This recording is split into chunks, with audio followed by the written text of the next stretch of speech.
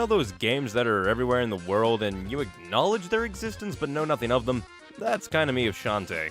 I knew it existed, and that it's a classic indie darling that's been around since the Game Boy Advance and DSi days, but my knowledge kinda stops there. In fact, it wasn't until I got a Wii U that I played a Shantae game, because I liked Nintendo and it was good enough for me, and honestly, all its colorful uniqueness beat out all the other consoles who appear to be in the realistic rock market these days. The U gave me a reason to try out Shantae and the Pirate's Curse, which a friend recommended as a good starting point for the series as it doesn't have any magical dances. And from what the cover screen said, swords! All because the titular half-genie hero is now only half-human due to actions in previous games. Of course, Shantae is a side-scrolling platformer with some Metroidvania elements, but those Metroidvania elements feel a bit arbitrary, which I'll get to. And so everything begins nice and calm and— Jesus, people are being run down! The Ammo Baron is invading and terrorizing the citizens, so obviously this means that we have to go and stop his horrible rampage, right? Well, it turns out the mayor sold the town for enough money to buy a box of chocolates. Then why is the Ammo Baron terrorizing the citizenry? We see later that he simply starts normal construction projects after his apparent tantrum, so why bring in the terror if you're just going to govern somewhat normally, you idiot? Anyway, Shantae says screw it. Just because he has papers doesn't mean he can destroy the city with no forewarning, and especially not in such a cartoony fashion. So we're gonna go kick his rust bucket. And so she fights through the town, which is more akin to a war zone now, until she has a humorous interaction with the Ammo Baron. And the Ammo Baron is actually a pretty good boss. A simple start that can actually pose a challenge to the player if they're rusty. But this is entirely forgotten as the world's complete buggery shows itself. You see, while the current dictatorship was running people down with tanks, the National Guard, being types who'd execute Robin Hood for helping citizens, were sitting on their bums and only step in when Shantae assaults the crazy tank man, because he has papers. Anyway, let's run down the complete list of dumbfoolery on display here. First, we have the mayor of Moronville, the mayor, who first of all sold the town, second of all sold it to the Ammo Baron, and thirdly, used the money on chocolate. Screw you, you deserved worse than what you got.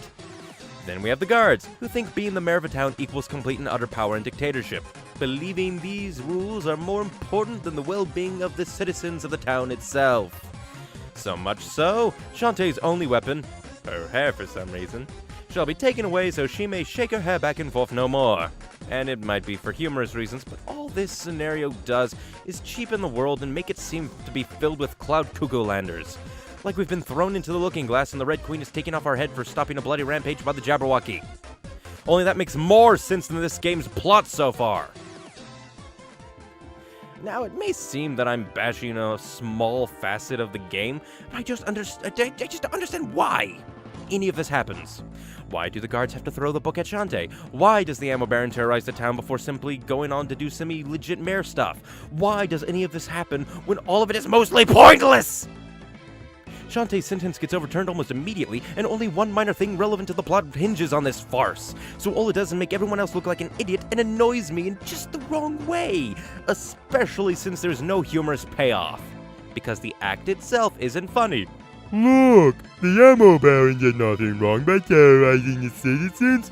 Arrest Shantae for protecting the people, Froggy. So here you go, Shantae. Here's your get-out-jail-free card, and you two still need to wait your turn. After the lesson on how to not run anything ever, Shantae gets kidnapped out of her house arrest by her arch-nemesis Risky Boobs, who steals her in the nude. Oh, so throwing a bit of sexy teasing, are you? Think that'll make us forget your horrible beginning to the plot, eh? Well, bloop you, it works. And yes, there's plenty of this. Well, only a few, and nothing too extreme. But it's a nice balance of good-looking big things, from boobs to muscles and some actual humor sprinkled throughout. Almost makes me forget that stupid dirty water line from Mr. Incompetent does nothing but make my life hell! Anyway, after a fade to black to let Shantae get dressed, I guess Risky stole her clothes too for some reason, and begins fighting one of the game's collectibles. No, really. The Tinkerbats, Risky's dear little hinchies, transform into actual monster bats because of Shantae's lost and now mutated magic. So Risky gives back the stolen lamp to contain it and offhandedly mentions her evil pirate master who is more evil than her and therefore needs to stay dead. And from there on, the game opens up, with Shantae and her archenemy interacting-ish as they go about trying to prevent the return of the pirate master by going island to island. And for a while, the game is actually good. The characters are good with nice dialogue, which is both humorous and even a bit heartwarming at times, and the gameplay falls into a nice curve that seems pretty easy to follow. But there's still a few banana peels to slip along here. First off, there's more than one time where the game expects you to just know where a random MacGuffin is because an ability you got is able to get them. Like this one time where the only way to progress the game is to go on this out-of-nowhere fetch quest where the item is on a path you only go on once beforehand, and the answer isn't as obvious as other less important ones that have the exact same answer, which just comes off as annoying. Like all minor tests for extra credit appointments are screwy easy, and then the final exam dictating whether you'll graduate or not throws in ancient Atlantean history on the algebra test. The game does that a few times over its course, and one time it even throws in the ever-abominable stealth section. Jesus Christ! Games with actual stealth functions crack their spine while trying to arm wrestle such an opponent as the mandatory stealth section. What hope do you have? And it sucks. Not terribly, but it just feels like a lazy half-dungeon to give the actually creative people on the team a few days off while also getting the excuse to pull the other 3 female somewhat main characters and dress them in skimpy slave Leia outfits, which resembles the alternate outfit from another Shantae game. And this includes the zombie one, who is my favorite and who is arguably skimpy to begin with. Luckily, the fan service is pleasing, and the payoff at the end is actually ridiculous enough to make me laugh, and to give it a par rating. Now never do this again. Oh, but you did on the zombie island with the Rage Game Death Run! The zombies are the best characters though, by the way, so I guess it's worth it. If only just. From there, it's basically routine. Go to no islands, maybe discover something that requires info from characters or things from previous islands that are now accessible, find the dungeon, beat the dungeon, move along Space Cowboy. I might as well go over the upgrades, but there's really not much to say.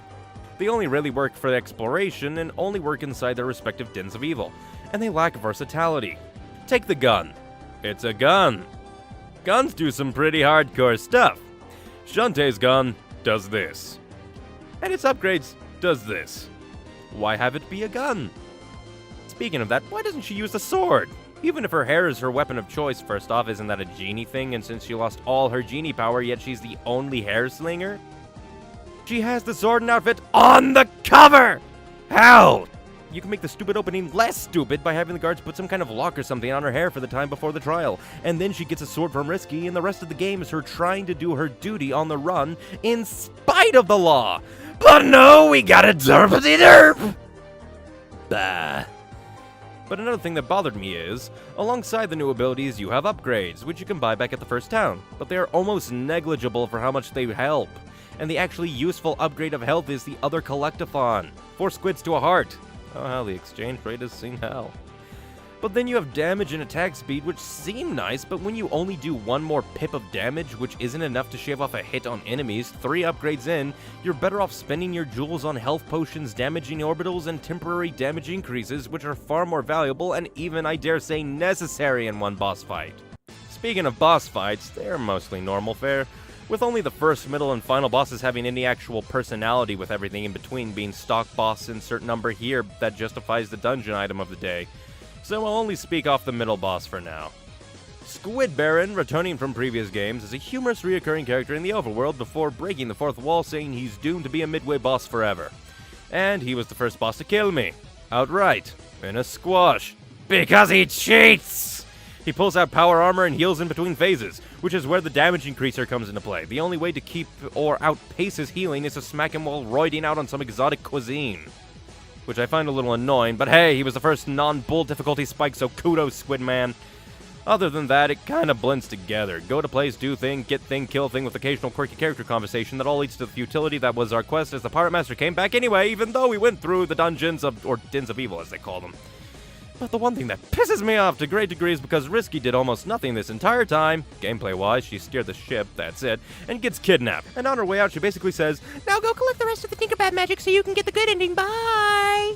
And so I plop my middle finger hat upon my head and did so begrudgingly. Very begrudgingly.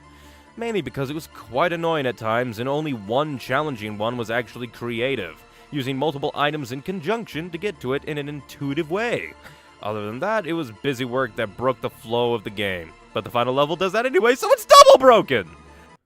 And I don't even know what happens if you fight the final boss without getting the last of the magic. but it just seems like bad design to outright say it to the player's face. I mean, Undertale did it, but it was a post-ending sequence for those who wanted a better ending. This is just lazy and makes the Tinkerbats a mandatory thing that are just annoying to track down more than anything. The final tower is now to be dubbed Mount Bloopstick, because it is one. Pulling puzzles and quote-unquote challenges that weren't found in the rest of the game or were optional previously. The one has the most of my ire because it's a jumping maze that you make your way through by destroying blocks to make a path. But because the double jump acts as an attack, any block beneath you gets destroyed, even though you have a perfectly fine down thrust attack that you got earlier than the double jump for destroying downstep baddies. All that together just makes that one puzzle the gleamiest crap of all the craps this tower is made of. At least the boss isn't as screwy. The first phase is simple as anything. Punch the man for a bit before the second phase, in which all the weapons and abilities you've gotten over the game are taken away, effectively building up to nothing, as the second phase throws new attacks against you until you once again do enough damage and you get a power boost because you went and did the non-optional optional thing to get all the magic back and become super powerful at punching things. But not taking punches, apparently. This is a glass cannon power-up. But even with Genie Jesus Juice on your side, you have to resort to one final stupid stage, which is the only reason the Ammo Baron exists in this game. He built a cannon to shoot the Sultana with, you see, but Risky Boots takes control of it to shoot Shantae for some reason. Or at least it looks like it. The reticle follows her and only hovers when it's shooting, where you must align the giant pirate face to deal damage, which is weird if she was aiming for the Pirate Master. Oh, and should you die there, you have to fight all 4 phases again. After that, it's a typical epilogue. Dumbass Merrick gets off scot-free because Genie Wish Machina, but we get more time with Roddy Top, so it's not all bad. Overall, the game isn't bad, but there's definite staining on the pretty white cloth. The abilities are tumor add-ons to the gameplay instead of evolutions or nice additions, with only the double jump becoming a decent addition to the arsenal until the maze! The backtracking is pointless and annoying with hardly any payoff, and the beginning is completely ignorable if not for one bit that just shouldn't exist while being glanced over like nothing's wrong. We never even see the Sultana, the guy who we were going to await trial for, the guy who was probably hurt by the Pirate Master, and who Ammo Baron wanted to blew up. I do recommend Shantae and the Pirate's Curse, but only just. The characters, art, and good gameplay bits being enough to overcome some other places, if only just. It's like a turkey sandwich with some amazing cheese, but one of the bread is slightly stale and can't be removed. You're gonna keep eating the turkey and cheese even if the bread causes the gags. I really need to get this all out faster, but at the same time, I really want to add my original art into these reviews to increase interestingness and to get some art practice in. But it's not ready to be seen by human eyes. Avert thine gaze! Well, anyway, I thank you very much for watching. If you did like this video, please like, share, and subscribe to support the channel. Show me you want more from me. And know when more content is ready to be shared with you beauties. Not much else to say.